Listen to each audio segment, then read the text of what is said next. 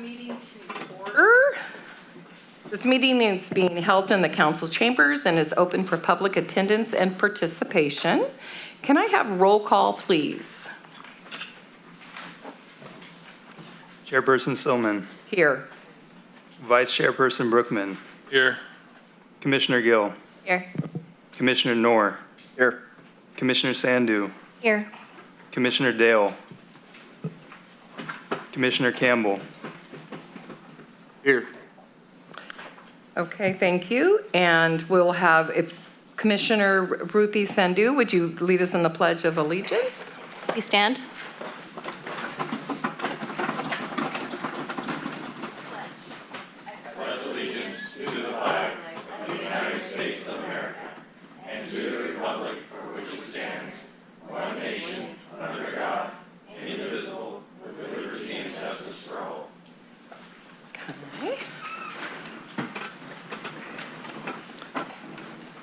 Okay, we are now public comment on items not on the agenda, and I think there are some here from regarding the apartment complex on Hooper. It is not on the agenda tonight. It'll be heard at a later date, but I just wanted to make sure you knew that.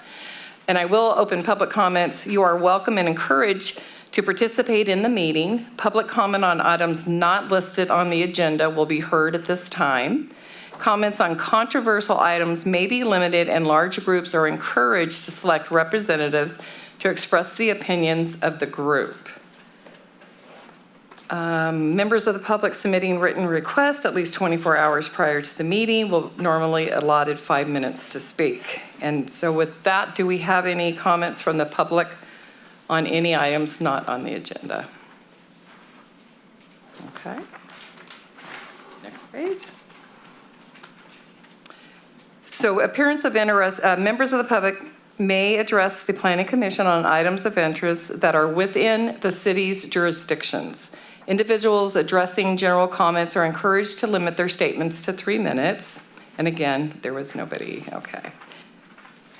Okay, so we're gonna go on to agenda modifications. Planning commissioners and staff, is there any interest in modifying the agenda? Nope, okay. Approval of minutes. Minutes from May 31st, 2023. Commissioners, is there an interest in modifying the minutes? Nope, okay. So let's conduct a vote to approve the minutes. Somebody would like to? Make a motion to approve. Approve? I second that. Okay. So we have a motion to approve and we have a motion to second. I don't think we need a roll call vote. All in favor? Aye. Aye. Any opposed? Okay. Business items. Consideration of a general plan amendment, GPA 23-02, and rezone RZ 23-02, Baines Bridge Street, located at the north side of Bridge Street and west of Walton Avenue.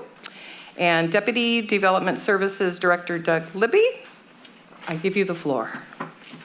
Chair Silma and Commissioners, good evening. Thank you very much. So this item before you, the Baines Bridge Street General Plan Amendment and Rezoning. So tonight we're asking you to consider a resolution recommending to the City Council adoption of an ordinance to approve an environmental assessment, a general plan amendment, and a rezoning of some property that is located on the map in front of you. Located at the just west of the intersection of Walton and Bridge Street. Project is 0.68 of an acre, located 300 feet west of that intersection I mentioned. I will note that the site is just west of the Golden Pacific Bank, and assessor parcel number is shown. Now, the project site was part of a larger project that was approved by the city, 5.73 acres, tentative subdivision map 1903 that was approved in 2019. That project included both low, medium, and high density residential. Now, when we look at what's proposed with this application, currently the land identified has a designation of office and office park. And I think, as a lot of us know, as we came out of the pandemic, there hasn't been a great need or less need for office and office park.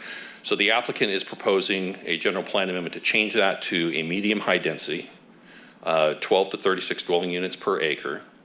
And then it's probably easier looking at this next map when you rezone the property.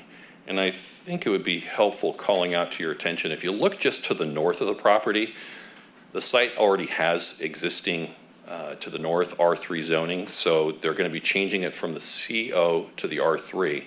So this block of R3 will be consistent with one another. And I think if you look at the intersection of Walton and Bridge, you have some office, which provides a nice buffer. You have R3, then you'll have R2, and then it moves into R1. Now, it's important to recognize that at this time, no development is proposed at this time. However, apartments, condos, duplexes would be allowed within the zone. Now, due to the traffic, due to the parcel size, just 0.68 of an acre, the proposal to change the land use to multifamily will not create a large traffic generation difference.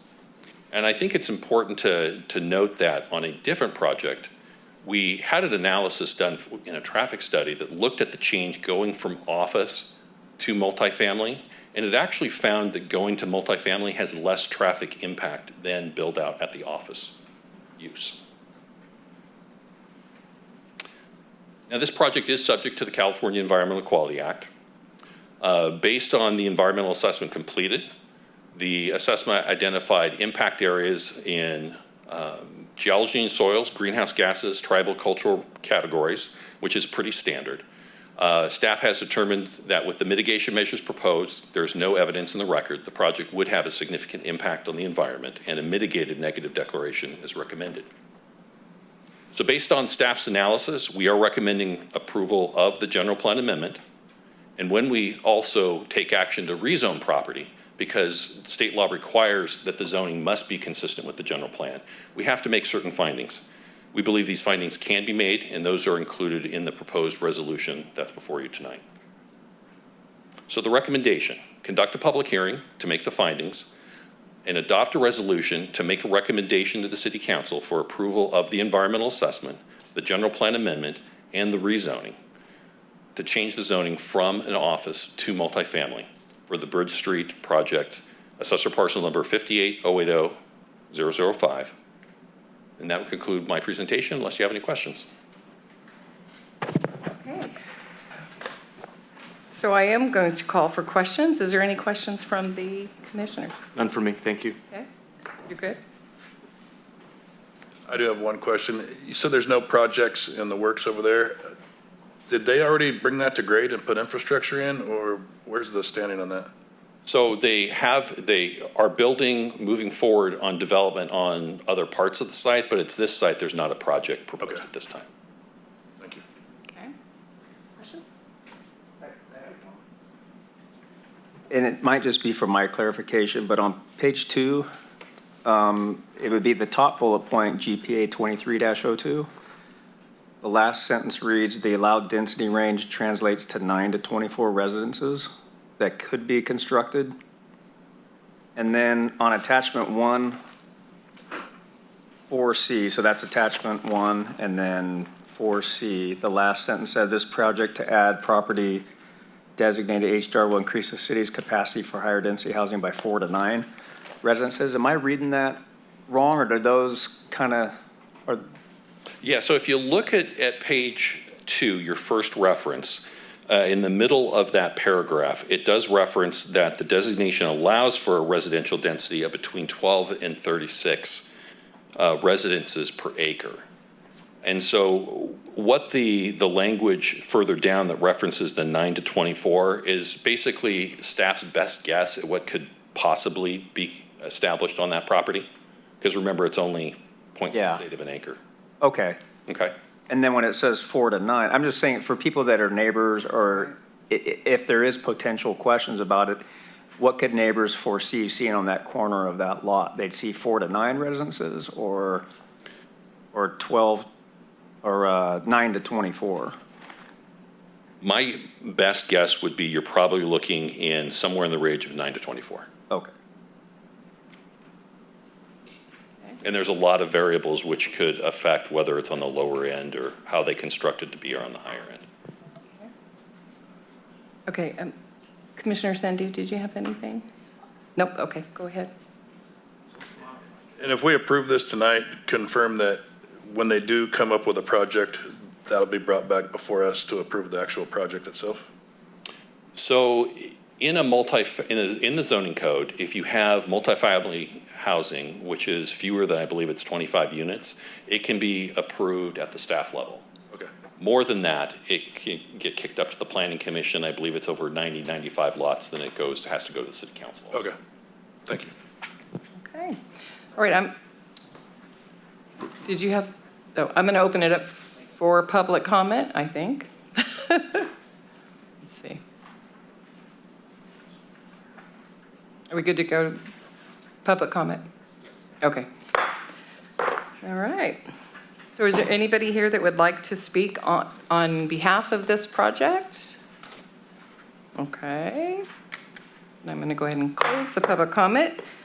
If there is no more questions or questions to them, ask for a motion. Sorry. I'd like to ask for a motion. Chair Silman, before we make that motion, I would ask that we look at modifying that second reference that Commissioner Knorr referenced in the resolution itself to reflect that the density could be between 9 and 24 residences. Okay. Perfect. Okay, great catch there, Commissioner Knorr. All right, so we're open for a motion. Anyone? A motion to approve. I have to read that, huh? Yeah, I'm afraid you do. Let me go back. As amended. Yeah, that's true, as amended. So motion to approve, to adopt a resolution of the Planning Commission. Is that what we're going at? Mm-hmm. Okay, recommending the City Council approve environmental assessment 23-04 by adopting a mitigated negative declaration subject to the mitigation measures, approve general plan amendment, GPA 23-02, redesignated at 0.68 acres from the office and office park land use designation to the medium high density residential designation, and adopt an ordinance approving rezone 2302, rezoning the same 0.68 acres from the office commercial zone district to the multiple family residential zone district for the Baines on Bridge Street project located on the north side of Bridge Street, approximately 300 feet west of Walton Avenue. And that includes the modification in section 4D of the resolution that we discussed for the number of residences. Oh, okay. Okay, I have a first. Second. Stacy, second. All in favor? Aye. Any opposed? All right. We're good on that one. I do have a question. So I have number 6 as the Harter, oh, never mind. I can't see. Never mind. All right, we're going on. Consideration of use permit 2204 Harter Marketplace, ARCO. Up 2205 Harter Marketplace Raising Cane's, and UP 2206 Harter Marketplace Dutch Brothers Coffee, located at the northwest intersection of State Route 20 and Harter Parkway. And again, Deputy Development Services Director Doug Libby. I forgot. Chair Silman, thank you. So it's not too often where we can have one public hearing, consider 3 use permits in one presentation. Efficiency. I like it. I like it. So the purpose of this is to consider 3 resolutions to approve environmental assessment 2219 and approve a use permit for use permit 2204 for ARCO AMPM, use permit 2205 Raising Cane's, if you don't know, that is a chicken restaurant, and use permit 2206 Dutch Brothers Coffee. Now, the reason for the use permits, it's important to understand, is that under the zoning code, there is a requirement that if you're going to have fueling, it requires a use permit, or if you have drive-throughs. So that's what necessitates the use permits that are before you. The project site consists of 4 adjoining parcels in the Harter specific plan, which is highlighted on the map before you, 4.48 acres. State Highway 20 on the south side, Harter Parkway on the east, Harter Marketplace Way along the north and west sides. Looking at the past, it's important to know how long this project for the specific plan has actually been in the works. The specific plan was actually completed in 2003. It wasn't until 2004 in which the EIR was certified. And here we are in 2023, almost 20 years later. We're still trying to get this project built out, which we're excited to see. In March of 2019, the Harter Packing Company did apply to amend the specific plan, land uses, layout. The map on the right shows the updated plan.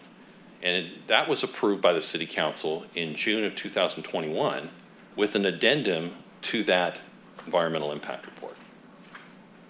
The current project was proposed and submitted to us in December of last year. So use permit 2204, that's the ARCO AMPM, 5,200 square foot market, 8 fueling dispensers, 16 vehicle capacity, a 3,600 square foot car wash, and 12 self-service vacuum stations. Use permit 2205, Raising Cane's drive-through. Quick service restaurant, almost 2,700 square feet in size. There's a covered patio seating, so there's not interior seating.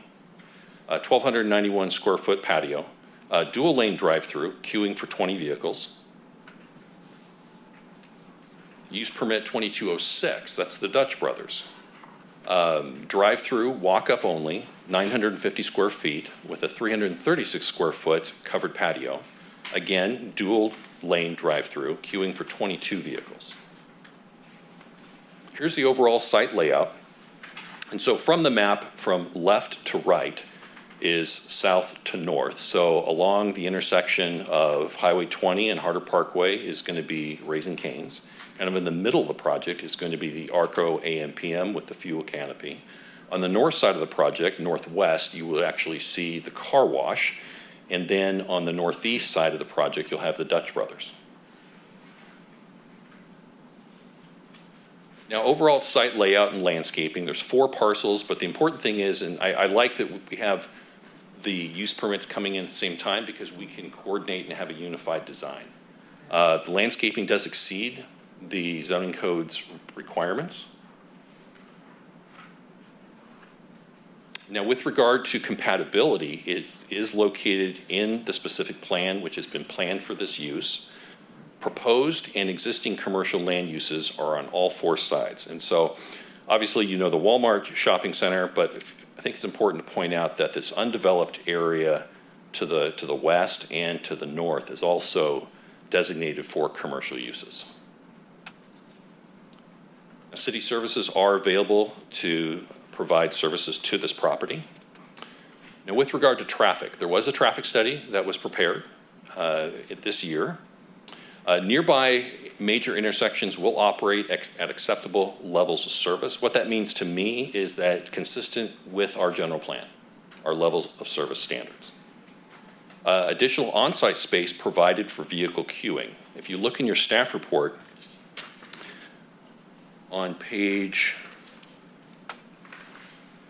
4 of your staff report, there's a table 2, and it looks at each of the uses, whether car wash, Raising Cane's, and Dutch Brothers, and shows an analysis of what the minimum needed queuing spaces were needed and then what's proposed. And you'll see that we've exceeded that, and I think for good reason. The Raising Cane's we think is going to be quite popular, as well as Dutch Brothers we know is popular, and we wanted to ensure that we had sufficient vehicle queuing on site.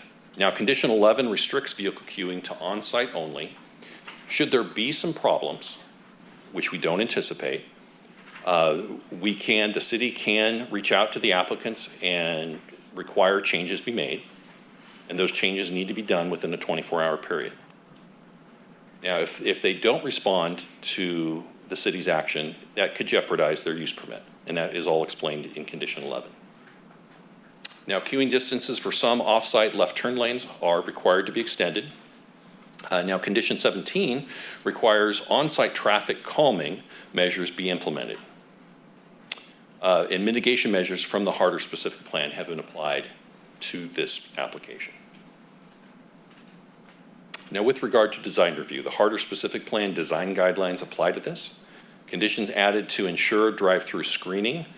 What we mean by that is the zoning code requires either a wall or dense vegetation around drive-through areas. So we see that on the north and south side of the project. For the ARCO AMPM, there's roof articulation, a variety of materials that are proposed. The fuel canopy has raised seam steel roof, and stone veneer base around the columns of the fuel canopy match that which is on the proposed building. For use permit 2205, Raising Cane's, again, you'll see a variety of materials. There's two types of brick, architectural panels proposed, the covered outdoor seating area, the awnings, the canopies, they provide interest and shows good design. Use permit 2206, Dutch Brothers. Metal siding, brick, the dark blue tower with the windmill, that's become a signature marketing for Dutch Brothers. Customer walk-up window and outdoor seating provided. Environmental, as I touched on, there was a 2004 EIR that was prepared for the specific plan. 2021, there was an addendum to that EIR that was approved for this project. We still had to do an environmental analysis consistent with the CEQA, that's the California Environmental Quality Act. There were a number of impact topics affected, which is not unusual when you're dealing with California environmental law. However, mitigation measures have been proposed to reduce those impacts to a less than significant level. Now, based on the environmental assessment, staff believes the project will not have a significant impact on the environment and recommends adoption of the mitigated neg deck. I did want to touch on, from your staff report, traffic mitigations. As we said, we did carry forward traffic mitigations from the original EIR forward. And it's important to recognize how those get implemented. So traffic mitigation measures 1 and 2, signalizing the identified intersections have either already occurred or those intersections now, fast forward almost 20 years, are in the city's fee program for its road system. And so payment of the road development impact fee will satisfy the requirements and their impact. For traffic mitigation measure 3, that pertains to bicycle facilities, and this measure will be satisfied by complying with the city's standards during the building permit process by providing the bike facilities. Now, traffic mitigation 4. Now, we did explain in the environmental analysis that this mitigation measure was no longer applicable. So the intent was it wasn't to be carried forward. However, when the environmental document was put on the street for public view, it was inadvertently included in the mitigation monitoring and reporting program. So I wanted to bring that to your attention and make note of it, because in the final set of conditions and mitigations that are carried forward, it's omitted. And we explained that, hey, it should have been, it was erroneously included originally. Now, we did receive a comment letter during the environmental review period from the State Water Board. Generally speaking, that was handed out to you ahead of tonight's meeting. Generally speaking, that's a form letter. They provide for a lot of projects. However, we feel that the contents of their letter are addressed because the project will comply with compliance with proposed conditions 4, 13, 14, and water quality mitigation measures 1 and 2, that it addresses the contents of their letter. Now, use permits. When we approve these, we must make findings under the law, and the municipal code lays out what those are. We feel for each one of these use permits, those findings can be made, and for each resolution, we've included proposed findings. So the recommended action: conduct a public hearing, make the necessary findings, and you're going to have 3 different resolutions. Resolution to approve environmental assessment 2219, subject to the mitigation measures and conditions, and approving use permits 2204 for ARCO AMPM. use permit 2205 for Raising Cane's, and use permit 2206 for Dutch Brothers. Now, should you get to the point of entertaining a motion, I have some simplified language so you don't have to read all that. So that would conclude my comments. We have the applicant team, which is comprising, I think, about 90% of our audience tonight. I'm confident they could answer any question that you may have. So thank you. Okay. Through the chair. Questions? Question for staff. Just for clarity purposes, the fact that we have 3 separate use permit applications for us doesn't require us to approve or deny all 3 collectively. You could selectively approve one, deny, there, is that? Correct, because Okay. we Just wanted to clarify. three different use permits. Okay. Thank you. All right. Anybody else? Questions? Comment? Okay. All right. Well, I'm going to open it up then for public comment. Is there anybody here that would like to address? Thank you. Thank you. I was wondering if I was going to struggle with turning on the mic, although I'm pretty loud as it is. Madam Chairperson and Commissioners, I'm Leslie Burnside from Barg Housing Consulting Engineers. Wow, that just kind of feels loud. We have packed the room with our people, so you are outnumbered. No. We are? I am going to go ahead and do, I'm going to handle questions for ARCO, the car wash, and for Dutch Bros because the representative was not available. However, we do a lot of Dutch Bros work. But I do have ownership team over here. We have Tom Tucker, who probably won't have to speak. We have Raising Cane's, who's very excited to be the first one in town. Mm-hmm. And then our project engineers are over here. So at the end of those sections, if you have questions about, before you have questions about Raising Cane's, we're gonna have Robert, who's sitting right in front of me, is from Raising Cane's, and he flew in from Seattle for this. So he's gonna go ahead and address you folks. Perfect. Doug did a fantastic job of recapping the project, so there's really nothing that I need to add. We are fully in agreement with the conditions of approval for the ARCO and car wash, and also for the Dutch Bros. I'll let Robert nod about your, and for the Raising Cane's. Okay, perfect. So with that, I'm here mostly for your questions. We're very excited to bring this project forward. We think it's going to do some amazing things. We've been very appreciative of the hard work from everybody that we've interacted with. And we already have construction documents in on the Raising Cane's, probably tomorrow for the Dutch Bros, so please approve them. And the ARCO and car wash will be coming in about August 9th. Okay. So let me know if you have questions. Appreciate your passion. And do you want to go ahead and have the next speaker? Or did you have any questions for, I think we're all good on that part. So we'll just love to hear about Raising Cane's. Yay! Okay. I appreciate everybody showing up. This is great.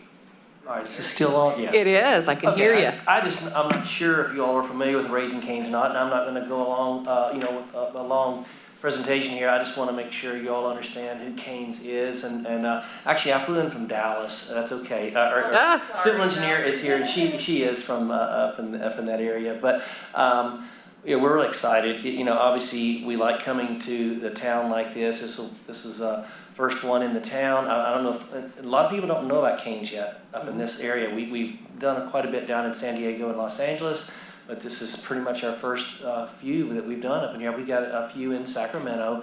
But Raising Cane's, what's unique about us is it's always fresh. We don't have microwaves, we don't have warming trays, and we don't have heat lamps.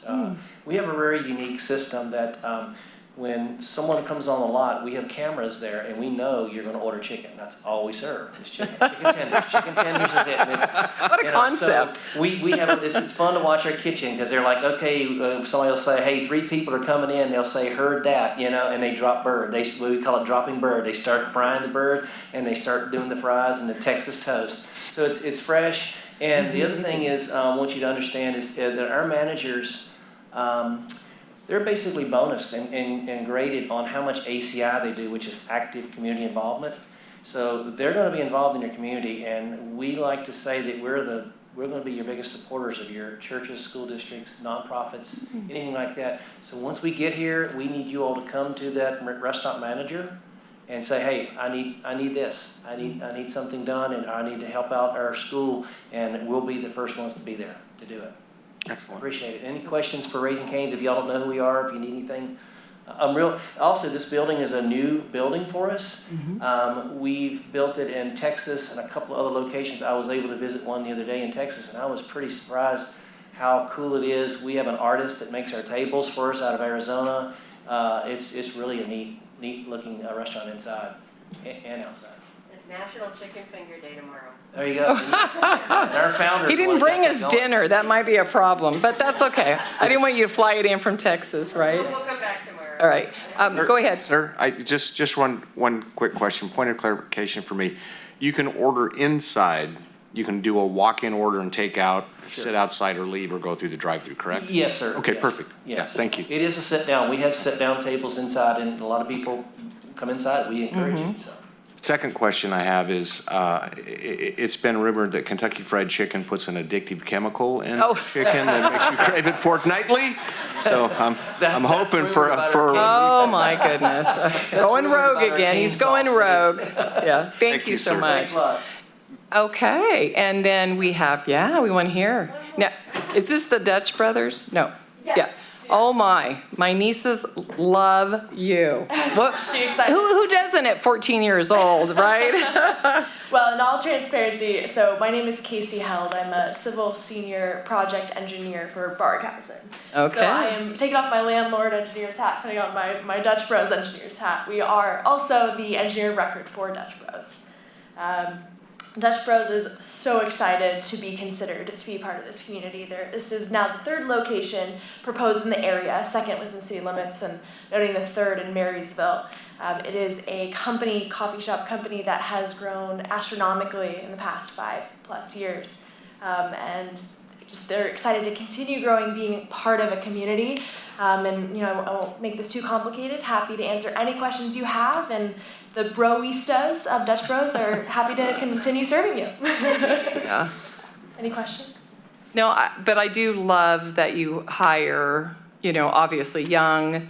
This is exactly what you need. Your whole marketing plan is just amazing, so. Oh, great. I'll pass those Any notes along. All right. And I said, Arco, you own the property, but you're not the Arco, correct? Or there's to nobody here from clarify, Arco? Ken Okay. Darney is the property owner of Owner, all okay. three parcels and will be landlord to Dutch Bros and to Raising Cane's. Got it, okay. And so I can also answer any, engineering related questions you have for the Arco Car Wash Dutch Bros.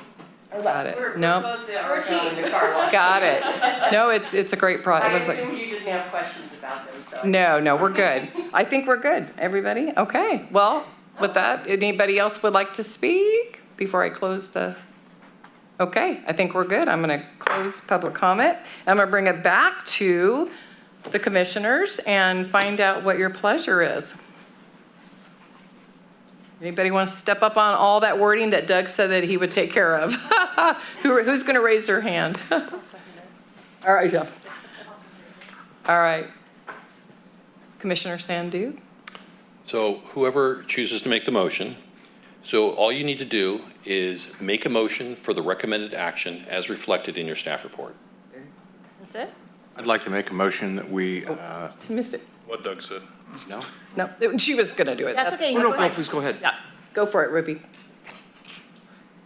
So do you want me to read each parcel number? Nope, just what he just said, yeah. Go ahead and say it again, Doug. You make a motion for the recommended action I'd like to as make, reflected in your staff, in the staff report. I'd like to make a motion for the recommended action as reflected in my staff report, in our staff report. Perfect. Second. Okay. Commissioner Dale, second. We'll get you next one. All right, I do want to get a roll call vote, please. Commissioner Campbell, Aye. Commissioner Dale, Aye. Commissioner Sandu, Aye. Commissioner Knorr, Aye. Commissioner Gill, Aye. Vice Chairperson Brookman, Aye. Chairperson Silman. Aye. And again, thank you so much for coming to Yuba City. We love every bit of it. So We only have a couple more, but you're certainly free to go. Thank you very much. Thank you. Welcome. Thank you. Okay, we'll give you a second. I guess we can keep going, team. Are you ready? Let's do a consideration of a determination of a general plan consistency regarding Sutter County land acquisition. I was wondering why Mr. Hay was here. Now we know. Give him a sec. Oh, we'll let them have their congrats.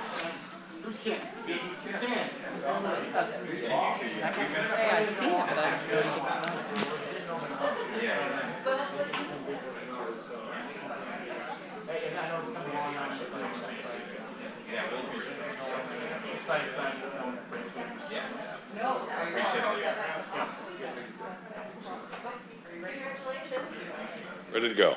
All right. Okay, so state law, Government Code 65402, specifies that before a city or a county can acquire land within the other jurisdictions, the boundaries of another jurisdiction, so in this case, the county acquiring land within the city's city limits, the Planning Commission must first find that the proposed acquisition is consistent with the city's general plan.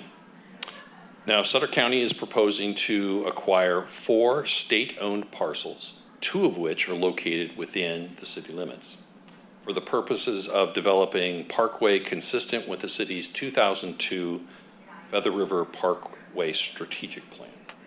So looking at the map,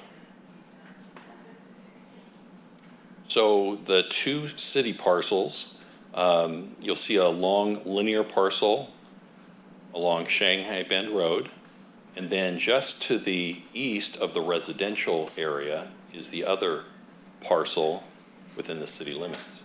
And then the parcels in the unincorporated county would just be to the east of that.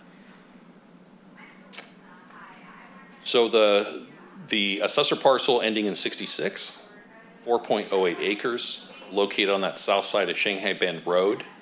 And then the other parcel is 14.4 acres and extends in a north-south linear fashion along the Feather River levee. So looking at the city general plan for both of these assessor parcel numbers, the general plan designates this land as either low-density residential or as parks, recreation, and open space. Both of those designations actually provide for parkway. So from our perspective, it's pretty straightforward, and the acquisition for parkway would be consistent with the city's general plan. So we have proposed a resolution of your commission making a finding that the county's acquisition of the property, the 2 parcel numbers listed, is consistent with the city's general plan. And Neil Hay, the Development Services Director for Sutter County, is here. I don't know if you want to make any comments or if you have any questions for him. And that would conclude my comments. Thanks. I do have a question. Why is the road Shanghai Bend Road being included in this?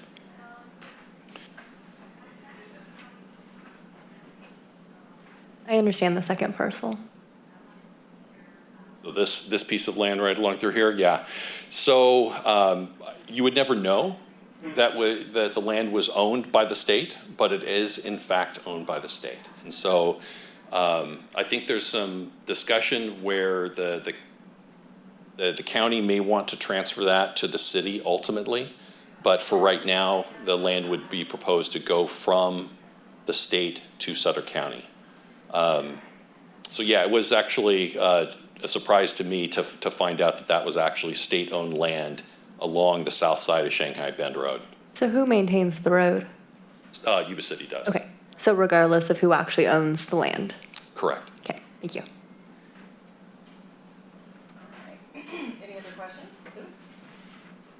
You know, I'd be Nope. happy. I can't help myself to add on to that because it's definitely, it's an interesting location. So this easement or the land right away to serve that the Shanghai Falls, the Shanghai Rapids, anybody's been around for a long time, has been around for quite some time before that development occurred. And so, you know, 34 years ago, it was a road, a dirt road that went back to Shanghai Bend through an orchard there to the falls. And then as that property developed, the subdivision map was coordinated so that easement overlapped over the road.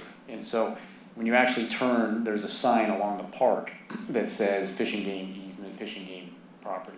No, you don't really catch it, but there is a couple signs there that talk about it. And so we're hoping that this cleans up kind of a long-standing mess of property between the subdivision development with the levee setback. If you look at some of the way that levee, the way that road is set, the property is aligned, has to, and how it's reconfigured is an issue where when the levee was set back, it originally matched the old levee, and then it was constructed and set back in early 2000. So between the state, county, levee district, state property, this is definitely an effort we see to help start bringing some order to the area. Okay. You have a question? Nope, you good, everybody? I know you are. I figured. Do you have some more, Jesse? I do. Are there any other state-owned roads, I guess, or easements?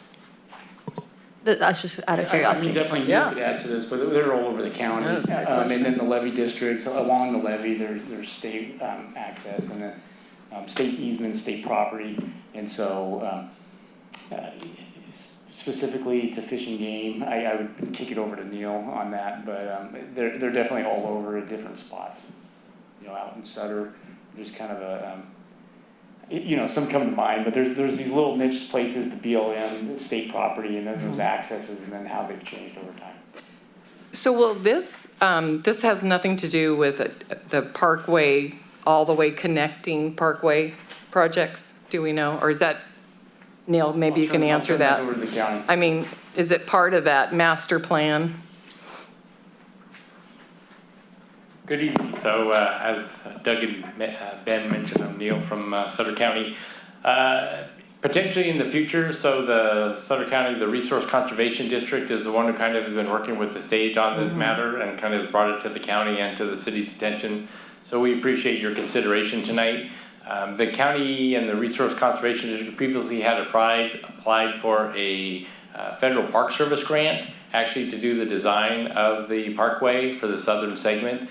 It wasn't awarded, but essentially the district is still continuing to pursue funding and stuff. So at some point in the future, it may move forward. Okay, well, that's good planning. Okay, so with that, I'm gonna, go ahead. So if the county purchases this property, who's responsible for law enforcement services? Since it's in city limits, does the city still do that, or will the county be responsible for law enforcement and so forth down there? So at least there probably, I don't know, need to be, I guess, an agreement or an understanding between the police department and the sheriff's office. At least it's my understanding that the sheriff's office would be responsible for the property that, we'll say, out within the, kind of on the west side of the levee. Okay. You know, for the most part, that's essentially how it is now. And I think that essentially will continue. Okay, thank you. Okay, all right. Opening public comment. Closing public comment. All right.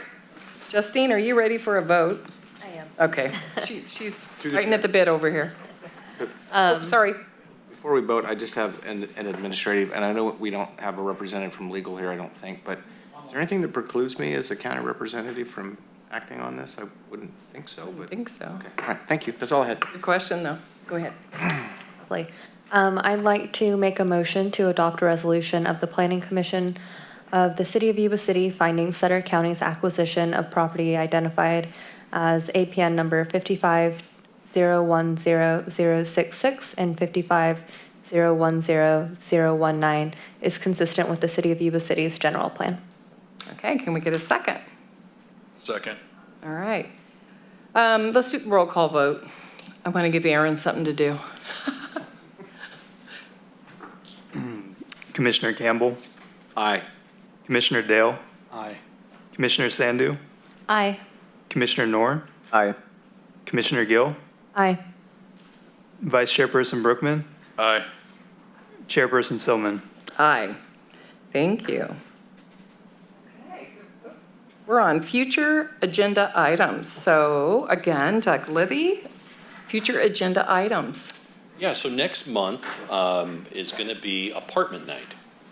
So we're going to have two different projects. We'll be bringing forward to you the Merriment Village application from Habitat for Humanity on Walton Avenue. We will also be bringing forward the Henson Family Apartment Project that is on the west side of town, on the north side of the Calusa Avenue Frontage Road. So you might remember for the Henson Family Apartments, you considered a general plan amendment and a rezoning. I think it was back last December. They didn't have the development plan. And so they're bringing forward the development plan kind of as a whole package that you'll get to see next month. Has public notification gone out on that yet? Yes. Okay. In fact, it just went out. Okay.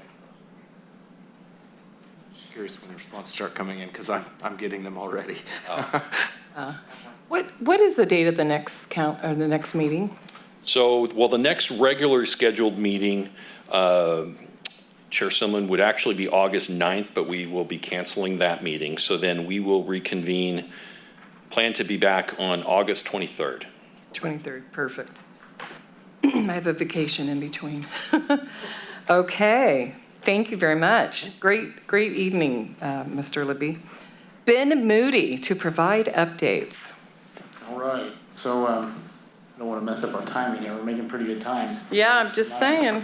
What do I want to add to that? I guess the thought on Henson Ranch, that's definitely, the public is interested in that meeting, as you know. And so if people reach out to you, please feel free to set up a meeting where you can coordinate with staff with you if you like to set it up where we can help answer questions. And then also just be careful about serial meetings if somebody's trying to set up and talk to commissioners individually, just so we don't get over a quorum. If they start meeting with more than 4 people, and then and if the discussion, just be careful, you don't want to commit to your vote before they actually have the meeting. And so, so note of that.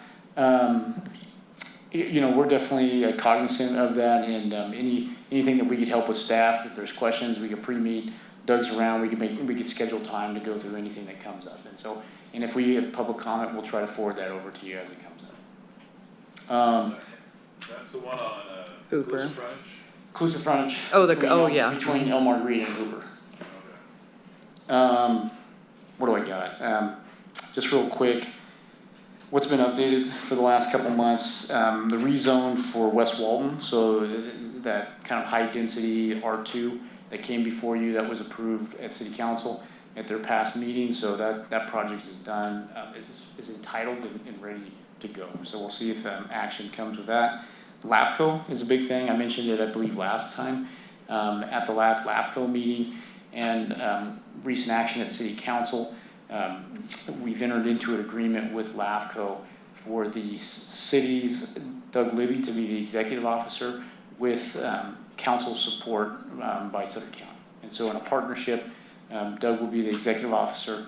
We're coordinating right now to determine how we're going to handle staff as far as the clerk, if it's going to be handled in-house or if it's going to be with an outside consultant as far as for handling the clerk duties. What do we got? Ashley mentioned today we got the building permit for a new Mongolian restaurant. I think Hawaiian. I'm sorry, Hawaiian. I'm not sure I know the difference, but Hawaiian. It's over next to Jim Boy's Tacos. I know. Wait, I see the sign. I'm ready. So Nahu. Yeah. I'm gonna pronounce it wrong.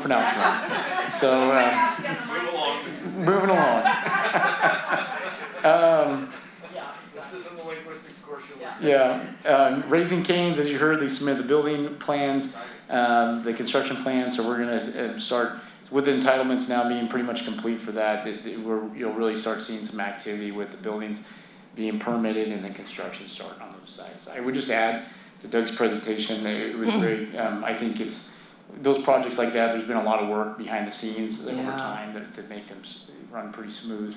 But they had a good, strong design team, but there was also a lot of work the city put in just on being concerned about pedestrian traffic from the high school kids coming across Right. the street, and making sure we could have the sidewalks so if they're not getting ran over across the drive-throughs, and making the buildings a little bit more than the standard. A lot of them want to push their cheapest production building and trying to know that, hey, that's really a high visibility for the city, and we want something a little bit better than their standard. And so, so thank you, staff, for that, behind the scenes to make that happen. I have a question on that. Yeah. Does the city have objective design standards, or is that still being worked on? Those are still being worked on. Okay. The word makes me cringe a little bit, and I'm looking over at Ashley, objective. So we have some design policies and some design standards that we have in-house about different elements and some minimums that, we're not gonna, it's not just gonna be paint with a flat building. There needs to be some articulation and different things, but there's a push in the world about these objective design standards that's really come up regarding residential, because they have different communities that have really pushed back because they delay things because, hey, there's not objective, clear-cut design standards, and then the process drags out. And so, so I definitely like to get there, but design is always objective. What is good, what is bad, and how that changes over time a little bit. So, but we are working on that for our housing element. I don't know how much we'll implement as a set requirement for our commercial, but we definitely have some guidance, and the Planning Commission could always have input. If you have something you really like to see, let us know. One of the elements that we have a little bit of passion about is that all of these drive-throughs we're making them have a walk-up. And so, so kind of with our blue zones efforts, watching out for sidewalks, trying to make sure they at least have a walk-up in addition to the drive-through and the, so any quick service restaurant you see, staff's pushing for that walk-up. Holiday Inn, the elevator's in, the top 2 floors are planned to open here shortly, and they're looking to have their grand opening and their temporary occupancy for the entire building this month. I just note for the minutes, Commissioner Dale arrived at 6:02, and I'm happy to answer any questions. Okay, anybody? No, I have a comment on, I was always terrified on the, by Plumas Bank, all of the fast foods going in and out. But I'll tell you, I don't frequent it a lot, but it's amazing how that traffic just flows. I mean, there's never cars hanging out like Antonio's. So I like the design. So, and that's what I was seeing with this too. I think it's gonna be so nice. And it doesn't look cookie cutter. It looks so different and unique. And I love that our planning and the design really pull that out, what we want our community to look like, which I think is pretty cool. So I appreciate all the hard work. Absolutely agree, and that's where when the site design comes in, they usually do the cheapest, easiest layout. Exactly. Right? And so we've gone through, pushed the buildings to the front. Hey, we need the double drive-through lanes. We want to make sure if it backs up internally, so it's not backing up externally. So it's great. So that's what we're doing behind the scenes. But if you ever have any questions, let us know. Okay. Got a question off topic. Whose design idea was the bike lanes in Clark and 20? I think it got fixed. I would say that is the state. It's the state's property. But I kept waiting for somebody to get hit by a car. It's kind of fun for me, to be honest. It's my wife went by and said, it doesn't look like Yuba City. But to me, I kind of take that in a good way. It is the fad, right? We're any time now where you get through a congested intersection, there's a push to designate the bike lanes as green to kind of highlight where a person is, so they don't get ran over. I don't know how well that works and how many bikers are really crossing those locations there, but you'll see some. Like I think we have intersection improvements at Garden Highway pending. We're a couple years out before, but the way the money flows is if I got state money and there's a push for pedestrian improvements, you're going to see more of that out there. So watch for the green. You can't run them over in your F-250. You got to nudge over a little bit. The original design on that took them from the bike lane to the center of the road to cross back over to the bike lane in the middle of the intersection, which was It was funny. I just went, oh, I'm not bringing my electric bike down here. It was pretty, but it looks good now. At least they fixed it right away. Looks like. Yeah. Or he's getting there. Yeah, I don't know. You know, as the city, I was more interested in having the ADA ramps because Yes. there's been some, Yeah. you know, there's been some issues where as projects have come in through the city, the state's pushed that onto the developer. Sure. Which is super expensive messing with anything on the right of way with Caltrans. And so I'm glad to see that part done so it's not a burden on us. Yeah.